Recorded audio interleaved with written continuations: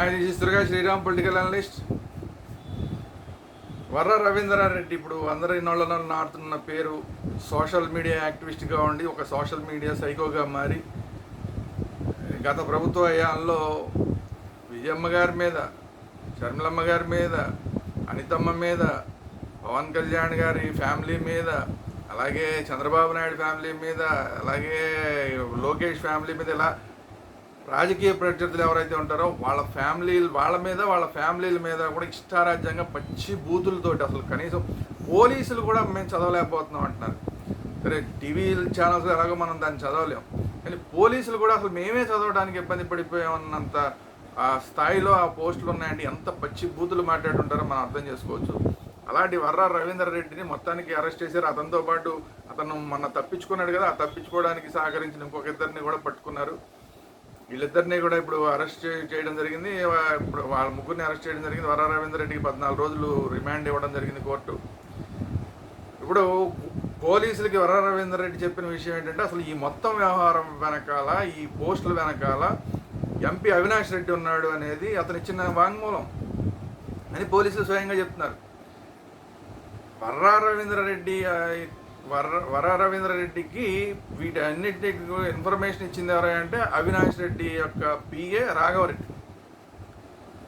స్వయంగా ఆ రాఘవరెడ్డికి ఎలాంటి పోస్టులు పెట్టాలి అంటే, సోషల్ మీడియాలో ఎవరెవరి మీద పెట్టాలి, ఎలాంటి పోస్టులు పెట్టాలి, ఎంత దారుణంగా పెట్టాలని చెప్పి స్వయంగా ఎంపీ అవినాష్ రెడ్డి చెప్పాడట. ఎంపీ అవినాష్ రెడ్డి చెప్తుంటే వాటన్నిటినీ డైరీలో రాఘవరెడ్డి నోట్ చేసుకోండి, నేను స్వయంగా చూశానని చెప్పి వర్ర రవీంద్రారెడ్డి పోలీసులకు ఇచ్చిన స్టేట్మెంట్లో చెప్పాడు. సో వాళ్ళు ఇచ్చిన ఆ రాఘవరెడ్డి దగ్గర నుంచి మాకు ఇన్ఫర్మేషన్ వస్తుంది. ఆ ఇన్ఫర్మేషన్ని బేస్గా తీసుకుని మేము పోస్టులు పెడతాం. ఈ పోస్టులు పెట్టే దానికోసం అని చెప్పి ఆల్మోస్ట్ ఒక 40 యూట్యూబ్ ఛానల్స్ని పెట్టుకున్నాం. ఇదంతా కూడా తాడేపల్లిలో ఒక పెద్ద ఆఫీస్ ఉంది, ఒక 4th ఫ్లోర్ ఏదో ఉంది అక్కడ, ఒక బిల్డింగ్లో 4th ఫ్లోర్లో. అక్కడ వీళ్ళందరూ కూర్చుని ఒక పెద్ద ఆఫీసు, మొత్తం ఎయిర్ కండిషన్డ్ ఆఫీసు, కొన్ని వందల కంప్యూటర్లు, దాంట్లో ఒక 40 యూట్యూబ్ ఛానల్స్ పెట్టి ఆ యూట్యూబ్ ఛానల్స్ ద్వారా ఇదంతా కూడా ఏదైతే వీళ్ళు పెట్టే చెత్త అంతా సోషల్ మీడియాలో పెట్టాలనుకున్న బూతుల చెత్త అయితే ఉంటుందో అందరి మీద, విజయమ్మ గారి దగ్గర నుంచి షర్మిలమ్మ గారి దగ్గర నుంచి మొత్తం వీళ్ళు వాళ్ళని ఏమైనా ప్రత్యర్థులు అందరి మీద పెట్టిన వాటిని ఆ 40 యూట్యూబ్ ఛానల్స్ ద్వారా చెప్పించడం.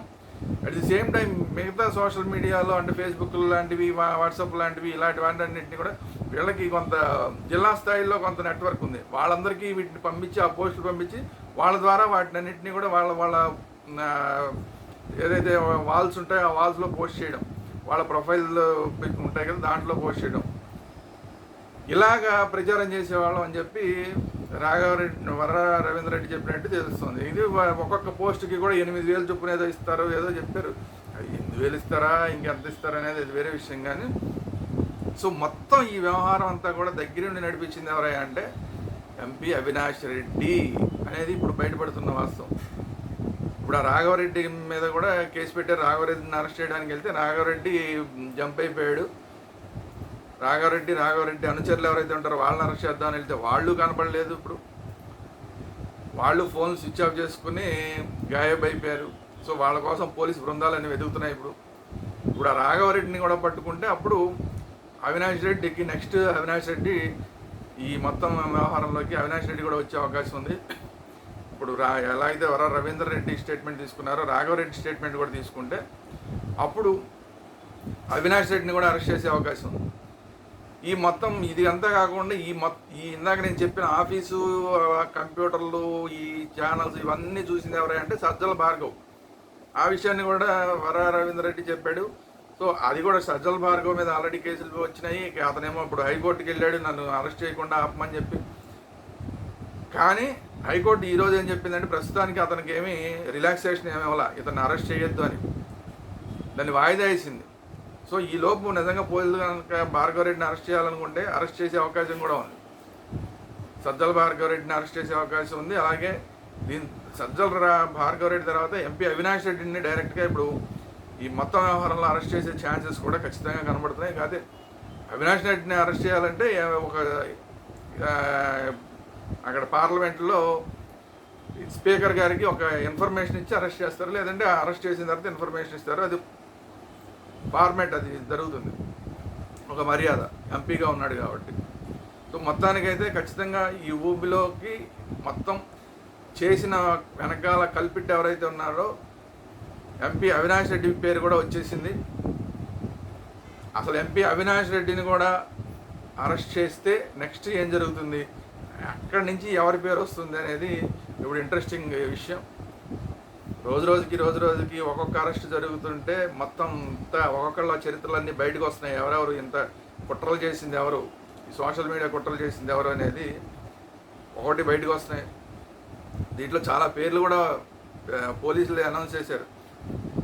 అమెరికాలో కూర్చొని ఎప్పుడు మాట్లాడుతూ ఉంటాడు అతని పేరు ఒకటి, ఇంకా ఎవరెవరో పేరు, రకరకాల పేర్లన్నీ ఒక 5-6 పేర్లు, వీళ్ళంతా ఒక టీమ్గా చేసి వీళ్ళందరినీ ఒక టీమ్గా పెట్టుకున్నారట ఇప్పుడు. ఈ సజ్జల భార్గవ రెడ్డి టీం అన్నమాట. వీళ్ళంతా ఒక్కొక్కళ్ళు ఒక్కొక్క ప్రాంతంలో ఉండి ఈ విష ప్రచారం అంతా కూడా గతంలో చేసేవాళ్ళు.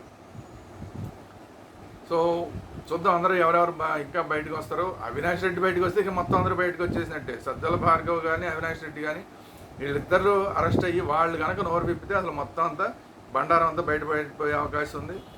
చూద్దాం ఏం జరుగుతుంది. ఇది ఈరోజు వీడియో. ఈ వీడియో కనుక మీకు నచ్చినట్లయితే లైక్ చేయండి, at the same time comments చేయండి, షేర్ చేయండి.